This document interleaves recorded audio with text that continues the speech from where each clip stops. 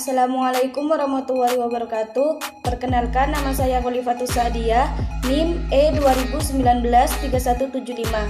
Di sini saya akan memberikan sedikit tanggapan dari video yang dikirimkan oleh Bapak dosen Abdul Wadud Nafis, yang mana di dalam video tersebut menerangkan tentang ekonomi terbuka dalam perspektif Islam, atau bisa juga disebut perekonomian 4 sektor.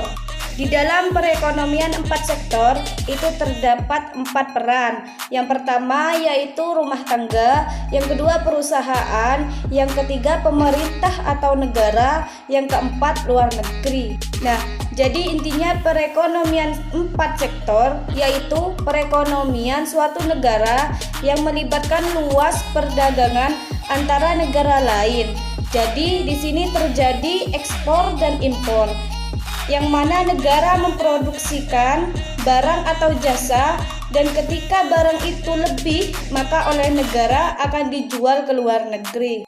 Dan di dalam perekonomian 4 sektor itu terdapat konsekuensi tersendiri, yaitu bertambahnya pasar luar negeri. Jadi terdapat beberapa konsep, yaitu yang pertama permintaan agregat atau di pasar barang akan meningkat.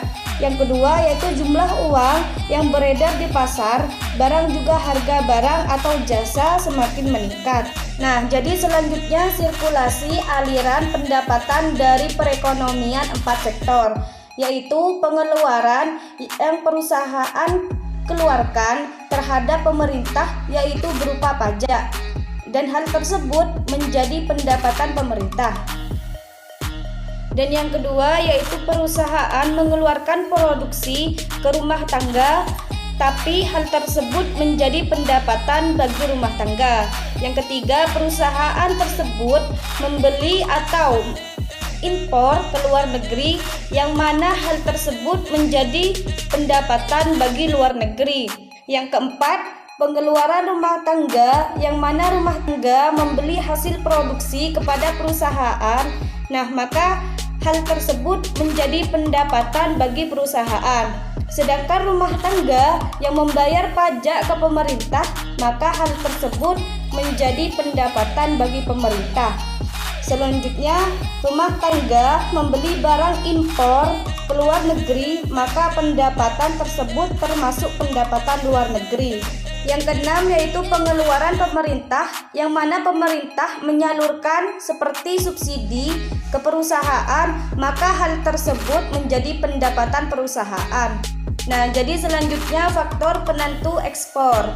Yang pertama yaitu apabila barang diperlukan negara lain dan tidak dapat memproduksi sendiri, atau negara tersebut memproduksi namun hasil produksinya tidak dapat memenuhi kebutuhan. Yang kedua yaitu mutu barang. Yang ketiga, cita rasa masyarakat terhadap barang yang diekspor. Yang keempat yaitu kemajuan teknologi dan ekonomi negara. Nah, jadi selanjutnya faktor penentu impor, yaitu yang pertama tingkat pendapatan negara, yang kedua inflasi dalam negeri, yang ketiga kemampuan suatu negara untuk membuat barang, yang keempat cita rasa konsumen.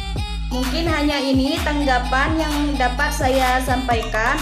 Kurang lebihnya mohon maaf. Wassalamualaikum warahmatullahi wabarakatuh.